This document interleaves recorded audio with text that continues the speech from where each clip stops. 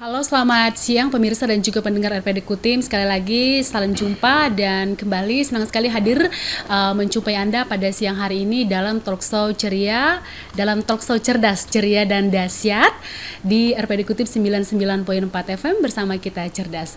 Ya, pendengar, siang hari ini kita kembali akan berbincang-bincang bersama narasumber kami. Kali ini kita akan berbincang-bincang bersama Kodim 0909 Kutai Timur yang sudah hadir di studio RPD Kutim, dan langsung saja saya akan menyapa beliau, Kapten Infantri Sajani Lumban Toruan. Selamat siang Pak, apa kabar siang hari ini?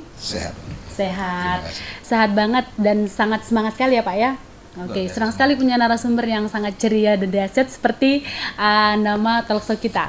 Ya, beliau adalah perwira seksi personalia Kodim 0909 Kutai Timur. Sekali lagi selamat datang Pak. Terima kasih, selamat datang Mbak Esther.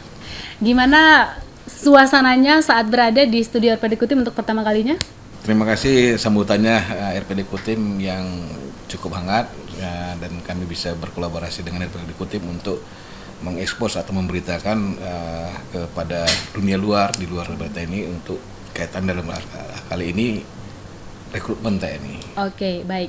Tapi sebelumnya kita masih di bulan Januari. Tadi kita berbincang-bincang di belakang, saya pribadi dan juga RPD Kutim. Kami mengucapkan selamat ulang tahun kepada Bapak Kapten Infantri Sajani Lumban Toruan yang ternyata dirayakan ulang tahunnya se-Indonesia ya Pak ya? Sedunia. Oke. Iya, puji Tuhan boleh dipertambahkan usianya tepat di 1 Januari 2025. Ya. Wow, luar biasa sekali. Semangat. Terima kasih. Baik. Pemirsa dan juga pendengar RPD Kutim, sebelum kita lanjut, jangan lupa saksikan kami acara kita ini di talkshow cerdas, ceria dan dahsyat di YouTube kita rpdkutim.com dan juga melalui Instagram kami atau juga melalui postingan kami di rpdkutim.com atau juga bisa mengakses berita-berita kami di website RPD Kutim. Terima kasih. Ya, sekali lagi hari ini kita akan membahas terkait rekrutmen atau penerimaan prajurit untuk golongan Tamtama, perwira prajurit karir TNI tahun 2025 khususnya di Kabupaten Kutai Timur. Oke, ini merupakan kabar gembira bagi masyarakat Kutai Timur, khususnya bagi putra-putri terbaik. Saya kembalikan kembali kepada Bapak Kapten Infantri Sajani Lumban Toruan untuk menjelaskan bagaimana proses rekrutmen untuk di Kutai Timur dan mungkin langsung saja ke waktu pendaftarannya. Dan pendaftarannya ini melalui apa saja, apakah lewat online dan juga offline untuk gelombang pertama ya Pak ya, kita jelaskan.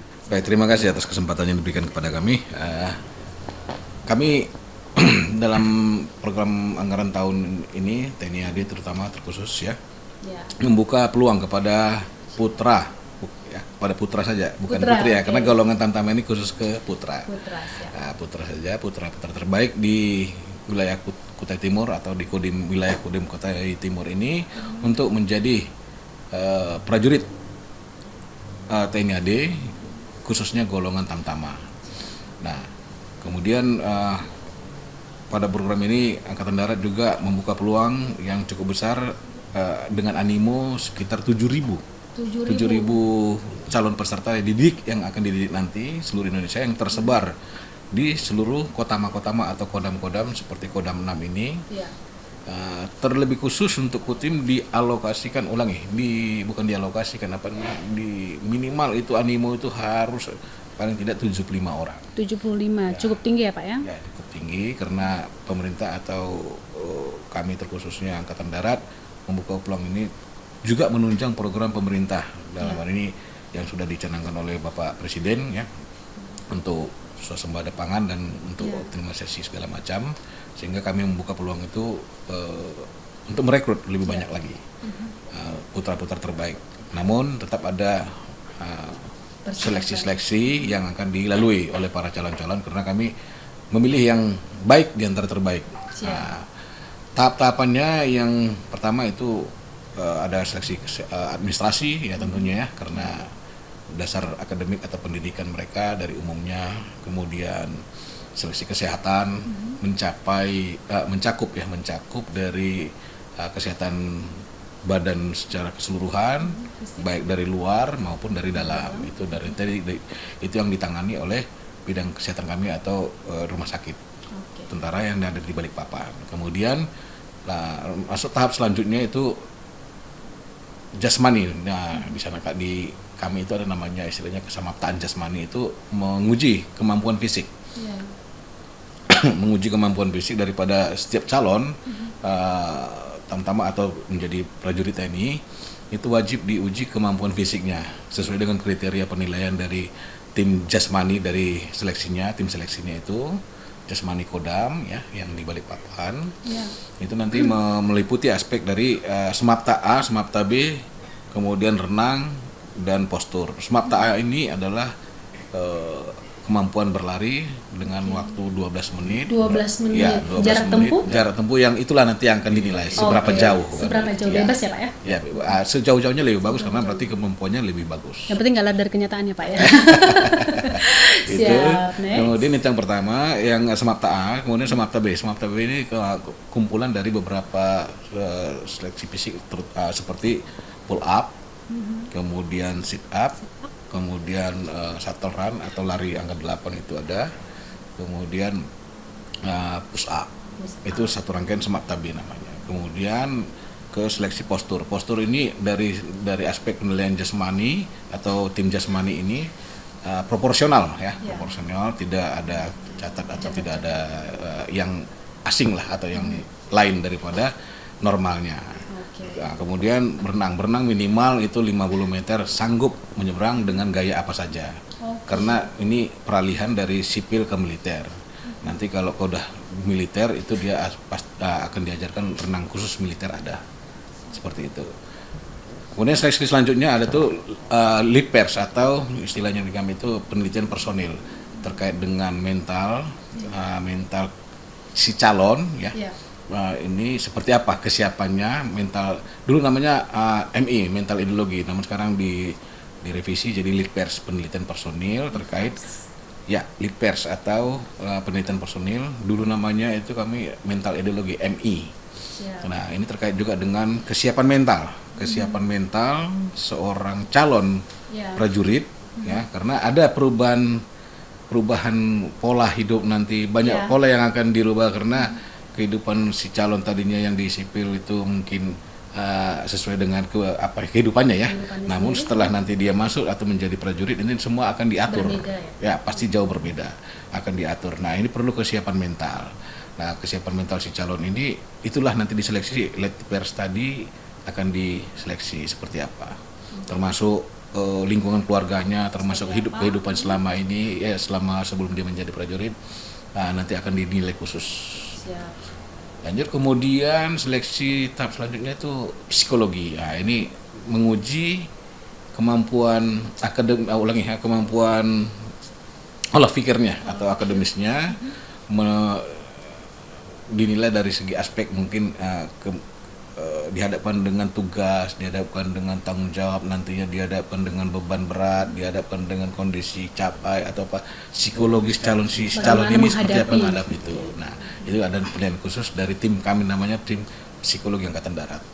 Nah kemudian dari semua seleksi tadi itu disidangkan, namanya sidang pantohir atau parade akhir. Nah di situ nanti diseleksilah yang terbaik sesuai dengan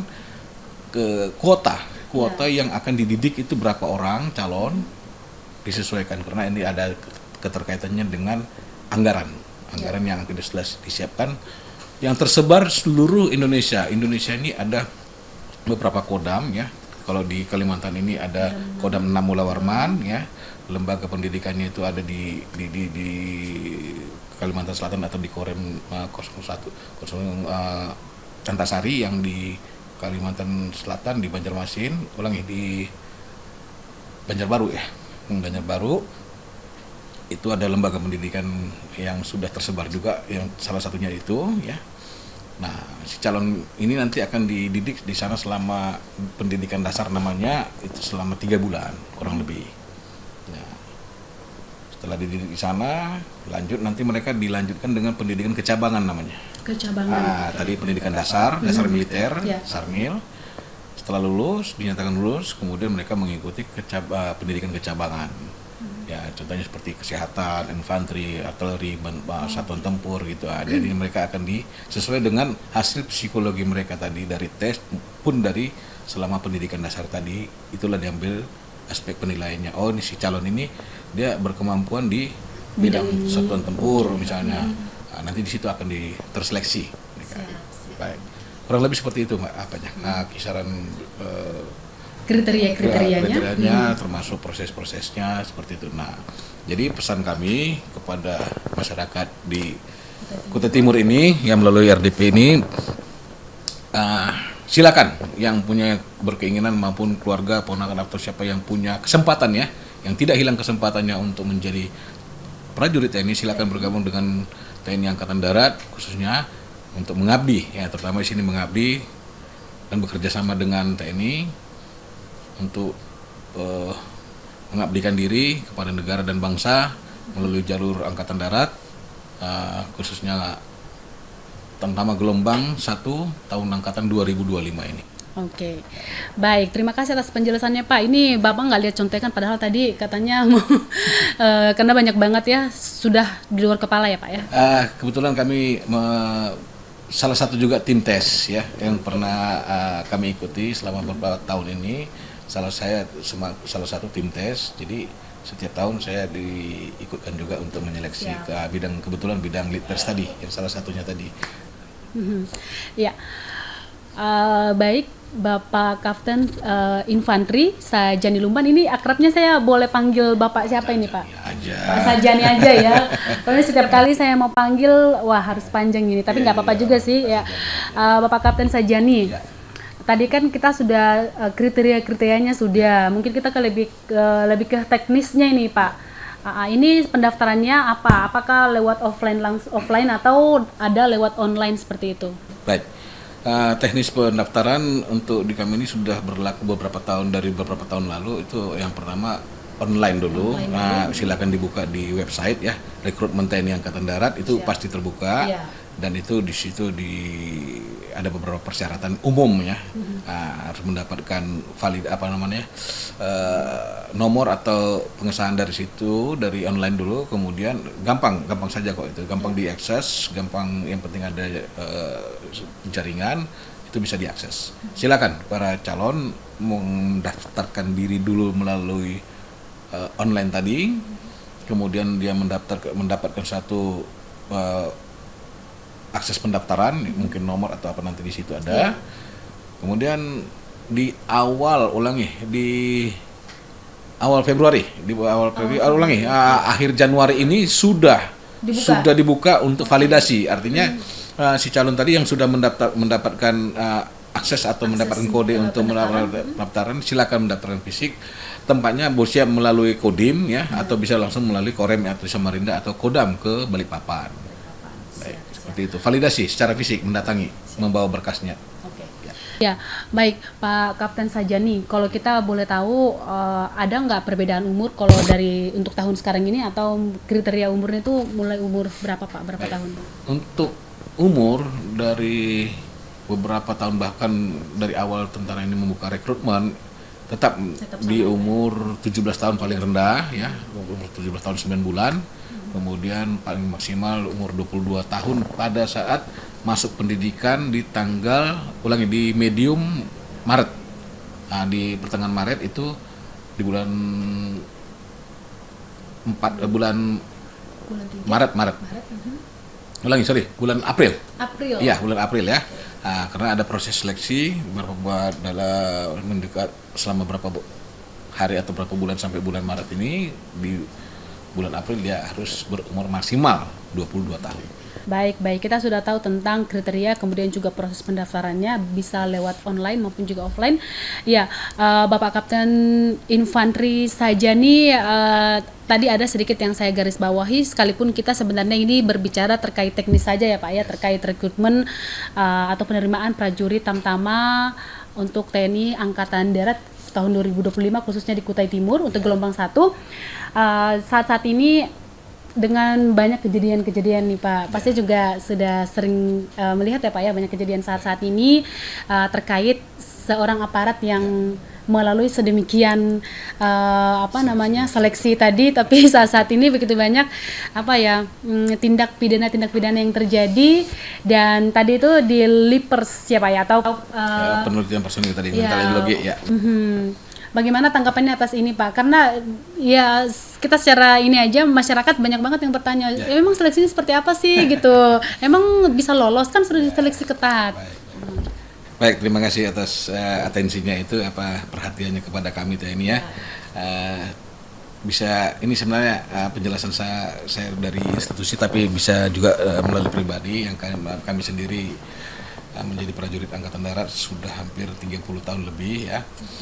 Itu menurut kami itu hanya oknum ya, hanya oknum dari sekian ribu prajurit Angkatan Darat ini 1-2 lah itu yang kemudian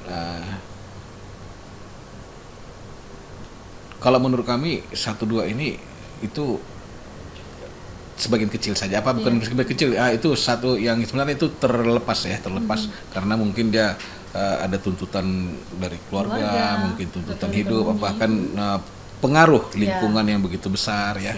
Namun kalau secara institusi maupun secara internal kami, pembinaan, pengawasan itu luar biasa, nggak main-main ya, tidak ada. Namun ya 1-2 orang tadi mungkin karena dia tidak bisa mengikuti aturan apa tadi, sehingga dia melenceng, mungkin pengawasan atau kontrol pun sedikit berkurang, sehingga dia mengambil jalur-jalur yang ya tadi mengambil langkah cepat atau melangkah salah ya melakukan hal-hal tindakan yang bersifat kriminal. Namun 1 orang atau 2 orang perwakilan sekalipun itu sudah mencoreng nama institusi gitu. Namun pimpinan kami dalam hal ini tetap menindak tegas, tidak ada main-main atau toleransi terhadap pelaku, apalagi yang bersifat kriminal. Bersifat yang melanggar hukum pidana militer, disiplin militer, itu ditindak tegas, tidak ada main-main. Baik, ya Bapak Kapten Sajani, ini kayak agak kaku saya sebutkan Bapak Sajani ini. Ya Bapak Kapten Sajani, tadi kan kurang lebih 7.000 untuk seluruh Indonesia dan 75 untuk Kutai Timur. Kira-kira apakah semua ini nantinya akan, maksudnya ada sistem gugur nggak gitu Pak? Baik. Atau harus 75 sesuai yang sudah di... Pemahaman 75 di sini Mbak Esther adalah itu alokasi. Ya, dialokasikan usahakan dari Kutai Timur 75 orang terrekrut gitu. Nah, tapi lebih daripada itu, dan selama ini selalu lebih. Karena animonya juga luar biasa untuk prajurit untuk putra-putra kita yang berkeinginan. Namun tetap dalam 75 itu juga ada seleksi namanya. Seleksi ya, mudah-mudahan putra-putra kita yang ikut seleksi nanti mempersiapkan diri.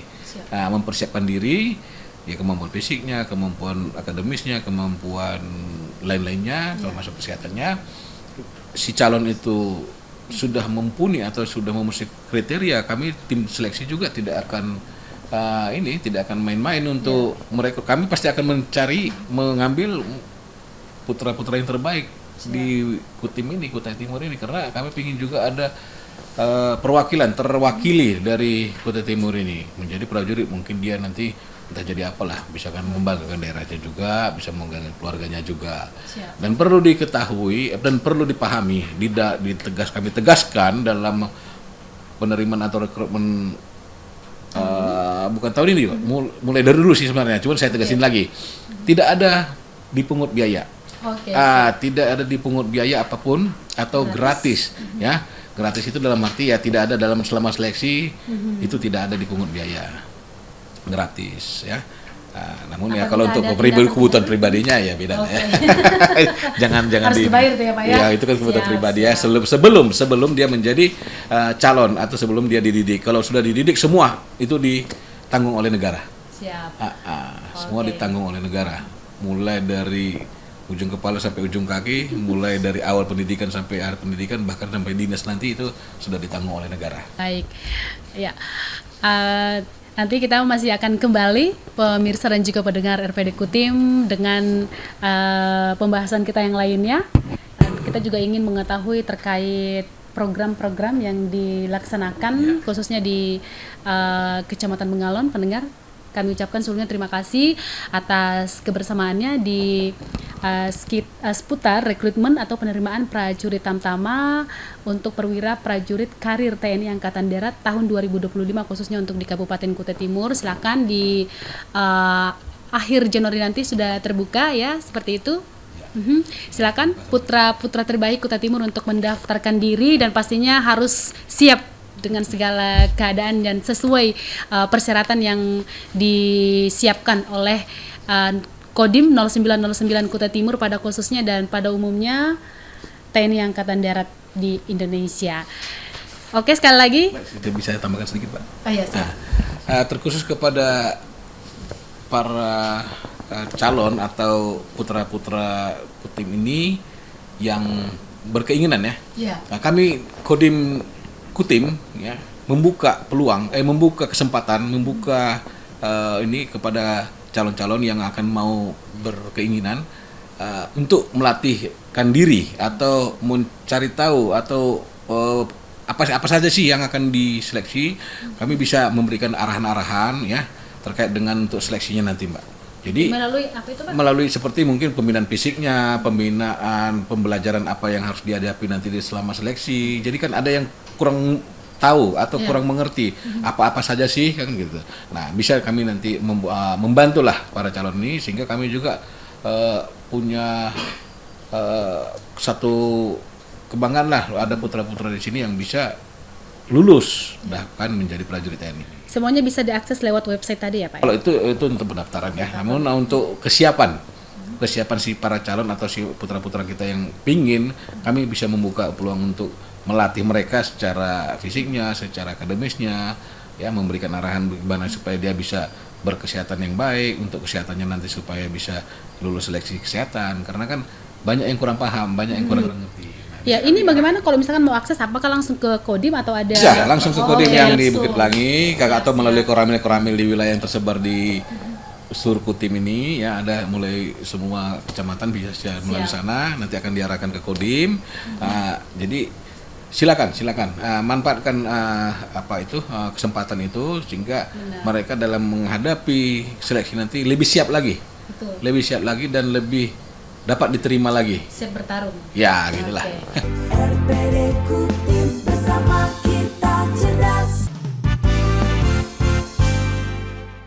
Baik, kembali masih bersama kami pemirsa dan juga pendengar RPD Kutim masih di Talkshow Cerdas Ceria dan Dahsyat dan masih bersama dengan narasumber kami dari Kodim 0909 Kutai Timur bersama Bapak Kapten Infanteri Sajani Lumban Toruan. Baik, sekali lagi sebagai perwira seksi personalia Kodim 0909 Kutai Timur. Pendengar, tadi kita sudah membahas tentang rekrutmen dan kali ini secara khusus kita akan berbincang dengan beliau terkait ketahanan pangan. Ya, mungkin yang menjadi pertanyaan saya adalah apa saja program-program pendampingan kepada masyarakat Kutai Timur khususnya di Kecamatan Bengalon yang sudah dilaksanakan sebagai Danramil Kecamatan Bengalon kepada masyarakat yang pastinya sudah dirasakan sampai saat ini. Baik, saya jelaskan sedikit. Saya jabatan saat ini Danramil di Bengalon, Kecamatan Bengalon yang meliputi Kecamatan Bengalon dengan Kaliurang. Kemudian karena kekosongan pejabat perwira personalia sehingga saya dipercayakan untuk menjabat juga pejabat sementara APJ di pejabat Pasipers Kodim. Terkait dengan program TNI AD atau kami dari Kodim Kutim yang sekarang ini berjalan bahkan menjadi penekanan, menjadi perintah langsung, bahkan udah menjadi program Bapak RI 1, Bapak Presiden kita Pak Prabowo untuk ketahanan pangan, swasembada pangan, dan ini sudah menjadi prioritas, salah satu program prioritas beliau yang turun kepada Panglima TNI dan bahkan kami, kawan kami sendiri yang di wilayah, termasuk Babinsa kami yang di wilayah juga sudah memaksimalkan perintah ini dan sudah kami laksanakan yang sedang berjalan ya, terutama optimalisasi lahan untuk padi sawah ya, yang berjalan sekarang ini, yang bahkan sudah kami buka dari tahun 2018 itu sekitar 62.000 hektar. Ulangi, 62 hektar. 62 hektar yang bekerja sama dengan Dinas Pertanian Kabupaten Kutim. Dibuka lahan baru. Kemudian Babinsa begitu aktif untuk pendampingan dengan PPL ya di lapangan, sehingga masyarakat punya semangat punya semangat yang begitu luar biasa dengan pembukaan lahan tadi. Sampai sekarang itu berjalan, bahkan ada masyarakat atau petani atau kelompok tani yang di sebelah tetangganya itu menanyakan, "Pak, masih adakah program cetak sawah ini?" katanya. Namun terkait dengan ini kan perlu anggaran yang begitu besar, dan kami ya jawabnya belum ada lagi untuk saat itu ya kata kita. Namun sekarang sudah ditegasin lagi sama pemerintah untuk dibuka lagi. Namun itu berjalan. Nah, yang kemarin yang sudah berjalan ini 62 hektar tadi, sehingga masyarakat menanyakan kami jawab belum ada lagi, sehingga masyarakat membuka dengan manual. Dengan semangatnya tadi melihat yang 62 hektar ini, itu tepatnya di Sepaso Barat ya, di Sepaso Barat yang sudah berhasil ya berjalan. Mereka membuka lagi dengan manual tenaga manusia, sehingga kondisi sekarang sampai 120 hektar. 120 hektar yang manual. Ya, dibuka karena begitu semangatnya melihat yang sudah terbuka tadi gitu. Dan pendampingan PPL dengan Babinsa, sehingga itu menghasilkan terus, panen terus ya. Nah, itu yang di Sepaso Barat. Kemudian di Sepaso Timur juga ada yang kami buka, namun kurang maksimal karena kondisi pengairan yang kurang. Itu. Kemudian juga di Sepaso Selatan juga itu kurang berhasil karena kondisinya yang dibuka waktu itu di dataran cukup rendah, sehingga setiap curah hujan sedikit saja agak tinggi itu banjir. Ya, itu kendalanya. Jadi mungkin drainase atau pengairan yang kurang pas waktu pembangunan awal itu, sehingga itu tidak maksimal. Selain percetakan lahan sawah, apakah ada program-program lainnya, Pak? Optimalisasi, jadi optimalisasi lahan yang mana yang sudah terbuka itu dimaksimalkan lagi, mungkin dari segi pemupukan, dari segi pengairannya, dari segi tenaga manusianya untuk disemangati lagi, karena masyarakat Benganon kan rata-rata dikelilingi dengan tambang dan sawit, kebun sawit, sehingga kebanyakan masyarakatnya berolah pikir ke sana kan, ke tenaga kerja sana. Nah, namun perlu dipahami bahwa kita ini ada kebutuhan dasar ya kan, yaitu untuk kebutuhan seperti beras ya. Sementara ada beberapa petani masyarakat yang ternyata punya semangat ya. Nah, cuman karena begitu kita dorong dengan PPL juga, dengan pemerintah berkolaborasi, sehingga masyarakat di Desa Sepaso Barat itu mereka cukup semangat ya. Sehingga mengelola padi sawah tadi sampai sekarang berjalan dan menghasilkan, dan ya syukurlah mereka sudah swasembada untuk di wilayah. Siap, artinya memang sudah mengikuti program dari Presiden Republik Indonesia juga, untuk kita menjadi lumbung pangan. Ya, kemudian hasil panen kemarin juga banyak dibeli oleh perusahaan perusahaan sekitar, karena mereka juga banyak karyawannya yang butuh beras jadi sehingga mereka ya untuk pasarnya mereka di lingkungan situ. Mudah-mudahan dengan gigihnya program pemerintah dari kepala negara kita ini turun ke pemerintah daerah dan kolaborasi dengan kami juga, mudah-mudahan bisa tercipta lagi lahan-lahan pangan atau lagi cetak sawah atau optimalisasi pangan lainnya, sehingga terwujud swasembada, ketahanan pangan, bahkan bisa bisnis pangan nanti ke depannya seperti yang dikatakan Pak Bupati kemarin. Siap, dan pastinya mensejahterakan ekonomi masyarakat. Tujuannya akhirnya ke sana, artinya dari kesejahteraan ekonomi masyarakat itu terjawab ya. Ketahanan pangan ketika bencana, ketika terjadi konflik, itu bisa aman ya, masyarakat kita bisa terjamin kehidupannya dengan adanya pangan tadi. Ya, itu tujuan kami dari perspektif TNI, yang mana ketahanan pangan ini Itu tujuannya, Mbak. Ya mudah-mudahan lah kita tidak minta-minta terjadi konflik antar negara ya. Kalau terjadi perang terbuka itu sangat bahaya. Sangat bahaya sekali. Bahkan di luar negeri sana terjadi saat ini perang yang begitu berkepanjangan, berpengaruh kepada pangan masyarakatnya. Nah itu dari pandangan itu kami memandang sudah wajar kita membuat satu ketahanan di khususnya pangan. Oke, baik. Terima kasih Kapten Sajani. Mungkin bisa menyampaikan harapan-harapannya di closing statement kita siang hari ini, Pak, terkait ketahanan pangan yang menjadi salah satu program prioritas dari TNI Angkatan Darat maupun juga pastinya dari Presiden Republik Indonesia Bapak Prabowo Subianto. Baik. Terima kasih ya kepada khususnya kami yang di wilayah ya, termasuk Babinsa, PPL yang begitu tidak mengenal waktu kadang di lapangan itu ya. Harapan kami pemerintah atau apa yang terkait dengan regulasi lah ya, atau yang terkait dengan mungkin ada bantuan-bantuan yang sebenarnya sudah diperuntukkan ya, kalau bisa itu segera disalurkan supaya itu terberdayakan. Terberdayakan sehingga produksi atau panen di masyarakat atau di wilayah itu lebih maksimal. Dan ujung-ujungnya masyarakat juga yang sejahtera gitu.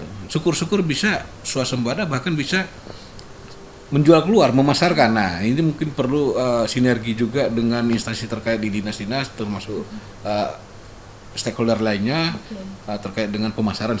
Mudah-mudahan kita surplus pangan, wah luar biasa itu. Kita bisa mengekspor, nggak lagi mengimpor ya kan gitu. Gitu itu mungkin tujuan kedepannya lah harapan kami. Nah, tapi khususlah dulu untuk di wilayah, gimana sih dari akar rumput ini atau dari wilayah kecil yang per kecamatan ini atau per desa ini dimaksimalkan, yaitu tadi kita optimalkan. Kalau kita optimalkan yang sudah ada atau bahkan kita buka yang lahan tidur ya, yang tidak terpakai atau tidak terinikan, sehingga itu bisa dikelola, dimaksimalkan, ada menghasilkan, dialihfungsikan gitu ya, Pak? Bukan dialihfungsikan secara lahan ya, tapi kita memanfaatkan lahan kosong tadi, lahan tidur tadi, sehingga bisa menghasilkan khususnya untuk ketahanan pangan. Siap. Baik, sekali lagi pemirsa dan juga pendengar RPD Kutim, karena waktu kita sudah pas di 11.31 menit. Sekali lagi terima kasih atas kebersamaan Anda, dan khususnya kami berterima kasih kepada narasumber kami pastinya dari Kodim 0909 Kutai Timur. Terima kasih kepada Bapak Kapten Infanteri Sajani Lumban Teruan sebagai perwira seleksi personalia Kodim 0909, dan juga tadi kita membahas terkait rekrutmen atau penerimaan prajurit Tamtama untuk golongan atau gelombang 1 tahun 2025. Apresiasi kepada beliau yang mana juga terpilih ya, salah satunya menjadi tim seleksi. Kali ini dari Kodam 6 Mula Warman. Selamat bertugas Pak Kapten. Oke. Baik, sekali lagi dari kawasan Sulawesi nomor 8, saya Esther Pakabu, Esther yang bertugas pamit undur diri. Selamat siang. Mandiri kita bisa.